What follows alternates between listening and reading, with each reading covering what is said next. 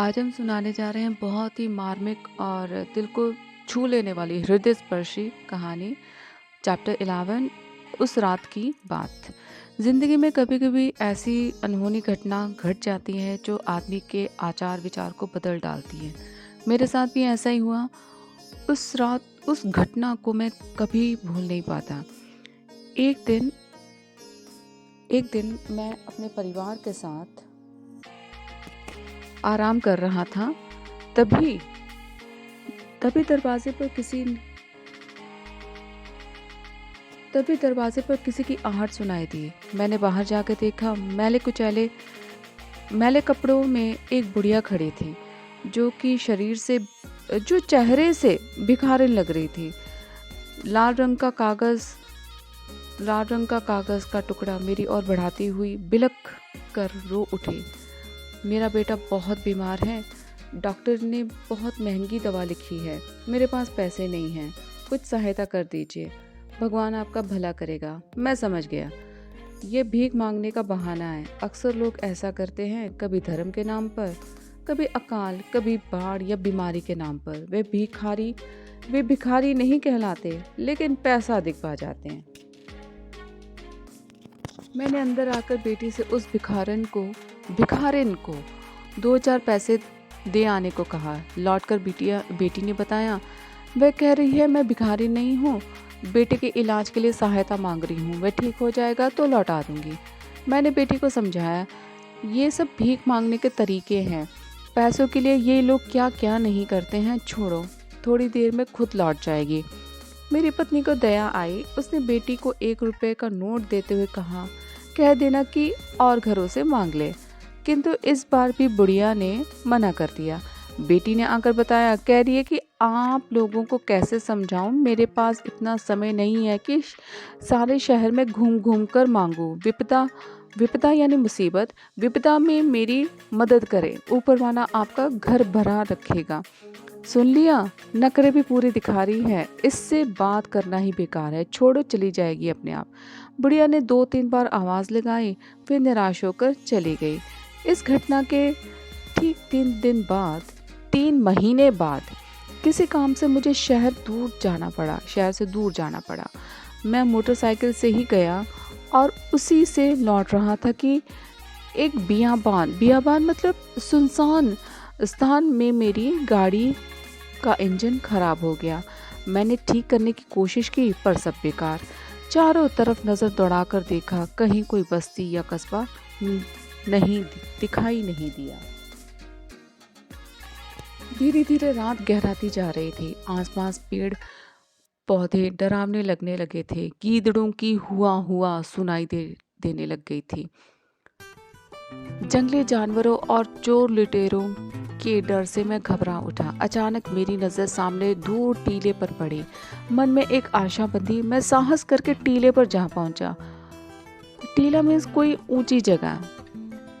Motorcycle सड़क के किनारे ही छोड़ दी। कुछ ही दूरी पर रोशनी दिखाई दी। वह एक छोटी सी बस्ती थी। बस्ती में घुसने पर सबसे पहले घर का दरवाज़ा खटखटाया। एक बुढ़िया लालटेन लेकर बाहर आई। मैंने अपनी परेशानी कह सुनाई। रास्ते में मेरी मोटरसाइकिल खराब हो गई है, टीले के उस पार खड़ी है। अगर यहाँ कोई मिस्त्री मिल जाए तो मैं घर पहुँच जाऊँ। उस बुढ़िया ने अपने बेटे और पति को बुलाया। उन्होंने कहा कि उस बस्ती में कोई मिस्त्री नहीं है, मिस्त्री जो बाइक वगैरह ठीक कर दे। पास के गांव में सुबह उनका बेटा बुला लाएगा। रात भर में वहीं ठहर जाओ। मेरे सामने कोई और रास्ता नहीं था। मैं उस झोपड़ी में बिछी एकमात्र चारपाई पर बैठ गया। बुढ़िया ने कहा, बेटा मुंह हाथ धो लो, जो बना है तुम भी खा लेना। नहीं, मुझे भूख नहीं है। ऐसा कैसे हो सकता है? हम खा लें और अतिथि मीन्स मेहमान, हम खा लें और अतिथि भूखा सो जाए। बुढ़िया ने बाजरे की रोटी और बथुए का साग मेरे सामने रख दिया। उसके बेटे ने मेरे हाथ धुलवाए। खाना खाते हुए लालटेन की रोशनी में बुढ़िया को ध्यान से देखा। देखते ही मैं सन्न रह गया। ये तो वही बुढ़िया थी जो सहायता मांगने मेरे दरवाजे पर आई थी। बातचीत से पता लगा कि उसका यही लड़का अस्पताल में था। मैंने बड़ी मुश्किल से रोटी निगली। मन ही मन में उस दिन के व्यवहार पर लज्जित हो रहा था। गर्मी की बात थी। बुढ़िया, उसका पति और बेटा जमीन पर सोए, लेकिन मेरे लिए उन्होंने चारपाई बिछा दी। उनके इस भले व्यवहार ने मुझे और भी लज्जित कर दिया। सोचते सोचते न जाने कब मेरी आंख लग गई। सुबह मेरे उठने से पहले ही उसका बेटा मिस्त्री को बुला लाया।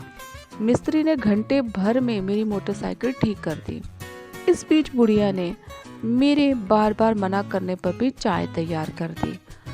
चलते समय मैंने बुढ़िया के हाथ में कुछ रुपए देने की कोशिश की, लेकिन उसने मना कर दिया। कहा, हमने पैसे के लिए आपकी मदद नहीं की है।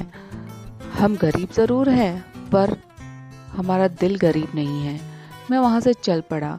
बुढ़िया और उसके परिवार के प्रति मेरे मन में आदर का भाव था। मुझे अपने किए पर पछतावा हो रहा था। बुढ़िया और उसके परिवार ने मुझे मानवता का पाठ पढ़ाया था। तभी मैंने सोच लिया कि उसके पढ़ाए पाठ पर जीवन भर अमल करूँगा। अमल मतलब पालन करूँगा। तो ये कहानी थी मिथिलेश्वर जी की, जो कि हमें बताती है कि हमें किसी के परेशानी में हमें काम आना चाहिए। यही तो अपनी हैप्पी मनी होती है कि हम खुशी खुशी किसी ने हमसे मदद मांगी तो हमें उसकी मदद करनी चाहिए जितना हमसे हो सकता है। हो सकता है कि सामने वाला हमेशा की तरह झूठ ना बोल रहा हो, इस बार सच ही बोल रहा हो। ठीक है, धन्यवाद।